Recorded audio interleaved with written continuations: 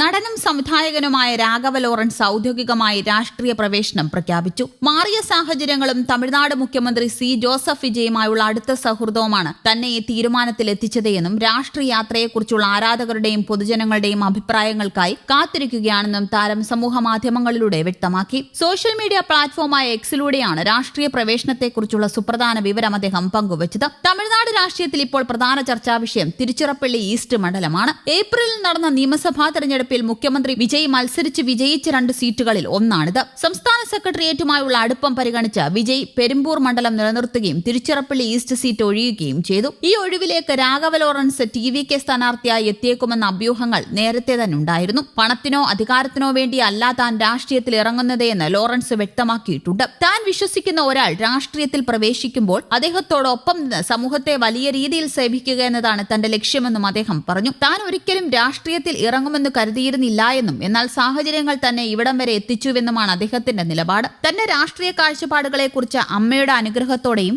സത്യസന്ധതയോടെയും സംസാരിക്കുമെന്ന് അദ്ദേഹം അറിയിച്ചു. ജനങ്ങളുടെ ഉപദേശവും മാർഗനിർദ്ദേശവും തനിക്ക് ആവശ്യമാണെന്നും തന്റെ തീരുമാനങ്ങൾ സുതാര്യമായിരിക്കുമെന്നും ലോറൻസ് വാഗ്ദാനം ചെയ്തിട്ടുണ്ട്. നിങ്ങളുടെ കടമ ആത്മാർത്ഥമായി നിറവേറ്റുക, പ്രത്യുപകാരം പ്രതീക്ഷിക്കരുത്. എനിക്ക് നിങ്ങളുടെ ഉപദേശവും മാർഗനിർദ്ദേശവും ആവശ്യമുണ്ട്. ഞാൻ രാഷ്ട്രീയത്തിലേക്ക് പ്രവേശിക്കുമെന്ന് ഒരിക്കലും വിചാരിച്ചിരുന്നില്ല. പണം സമ്പാദിക്കാനോ സ്ഥാനമാനങ്ങൾ നേടാനോ എനിക്ക് യാതൊരു ഉദ്ദേശവുമില്ലായിരുന്നു. ലോറൻസിന്റെ വാക്കുകൾ ഇങ്ങനെയാണ്. ചലച്ചിത്ര മേഖലയിൽ കൊറിയോഗ്രാഫർ, നടൻ, സംവിധായകൻ, നിർമ്മാതാവ് എന്നീ നിലകളിൽ തിളങ്ങിയ വ്യക്തിയാണ് രാഘവ ലോറൻസ്. സിനിമയ്ക്ക് പുറമെ കഴിഞ്ഞ കുറേ പതിറ്റാണ്ടുകളായി അദ്ദേഹം നിരവധി ജീവകാരുണ്യ പ്രവർത്തനങ്ങളിൽ സജീവമാണ്. നിലവിൽ ലോകേഷ് കനകരാജ് സംവിധാനം ചെയ്യുന്ന ബെൻസ എന്ന ചിത്രത്തിന്റെ തിരക്കിലായിരുന്നു അദ്ദേഹം. ആ ചിത്രത്തിന്റെ ജോലികൾ പൂർത്തിയാക്കിയ ശേഷമാണ് രാഷ്ട്രീയ നിലപാടുകൾ വ്യക്തമാക്കിയത്. തമിഴ്നാട് രാഷ്ട്രീയത്തിൽ പുതിയൊരു ചുവടുവെപ്പിന് തുടക്കം കുറിക്കുന്ന ലോറൻസിനെ ഏറെ പ്രതീക്ഷയോടെയാണ് ആരാധകരും രാഷ്ട്രീയ നിരീക്ഷകരും ഉറ്റുനോക്കുന്നത്. 2026 നിയമസഭാ തെരഞ്ഞെടുപ്പിൽ TVK സ്ഥാപകനും തമിഴ്നാട് മുഖ്യമന്ത്രിയുമായ സി ജോസഫ് വിജയ് മത്സരിച്ച് വിജയിച്ച മണ്ഡലമാണ് ഇത്. തിരഞ്ഞെടുപ്പിൽ തിരുച്ചിറപ്പള്ളി ഈസ്റ്റിലും പെരുമ്പൂരിലും വിജയ് മത്സരിച്ച് വിജയിച്ചിരുന്നു. ഇതോടെ തിരുച്ചിറപ്പള്ളി ഈസ്റ്റ് സീറ്റിൽ നിന്ന് രാജിവെക്കുകയും മണ്ഡലത്തിൽ ഉപതെരഞ്ഞെടുപ്പിന് കളമൊരുങ്ങുകയും ചെയ്തിരിക്കുകയാണ്. പല പേരുകൾ ഉയർന്നു കേട്ടെങ്കിലും തിരുച്ചിറപ്പള്ളി ഈസ്റ്റ് മണ്ഡലത്തിൽ നിന്നുള്ളയാളെ TVK സ്ഥാനാർത്ഥിയാക്കുമെന്ന റിപ്പോർട്ടുകൾ പുറത്തു വന്നിരുന്നു. ഇതിനിടെയാണ് ലോറൻസിന്റെ പേര് സജീവമായത്.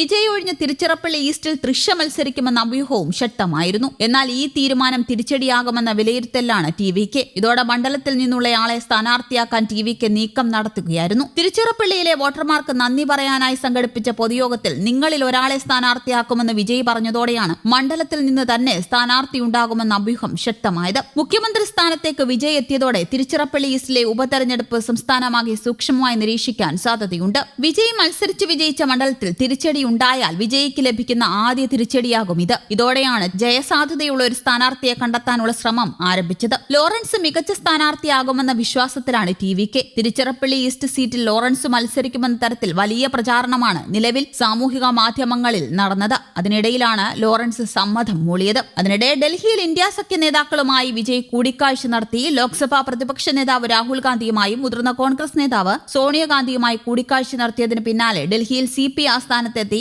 D രാജയുമായി അദ്ദേഹം കൂടിക്കാഴ്ച നടത്തി. 10 ജൻപത് വസതിയിലാണ് വിജയ് സോണിയാഗാന്ധിയുമായും രാഹുൽ ഗാന്ധിയുമായി കൂടിക്കാഴ്ച നടത്തിയത്. സോണിയാഗാന്ധിയുമായി വിജയ് നടത്തുന്ന ആദ്യ കൂടിക്കാഴ്ചയും രാഹുൽ ഗാന്ധിയുമായുള്ള രണ്ടാമത്തെ കൂടിക്കാഴ്ചയുമാണിത്. ഇരുവർക്കും വിജയ് ഷാളും ബൊക്കയും സമ്മാനിച്ചു. കൂടിക്കാഴ്ചയിൽ തമിഴ്നാട് സർക്കാരിന്റെ നയങ്ങളും രാഷ്ട്രീയവും ചർച്ചയായെന്നാണ് വിവരം. TVKയുടെ ഇന്ത്യ സഖ്യ പ്രവേശനം സംബന്ധിച്ച് ചർച്ചയായോ എന്നതിൽ വ്യക്തതയില്ല. കോൺഗ്രസ് നേതാക്കളുമായുള്ള കൂടിക്കാഴ്ചയ്ക്ക് പിന്നാലെ ഡൽഹിയിലെ CP ആസ്ഥാനത്തേക്കാണ് വിജയ് പോയത്. ഇവിടെ D രാജയുമായി കൂടിക്കാഴ്ച നടത്തി മടങ്ങി. News desk Kerala Kaumudi.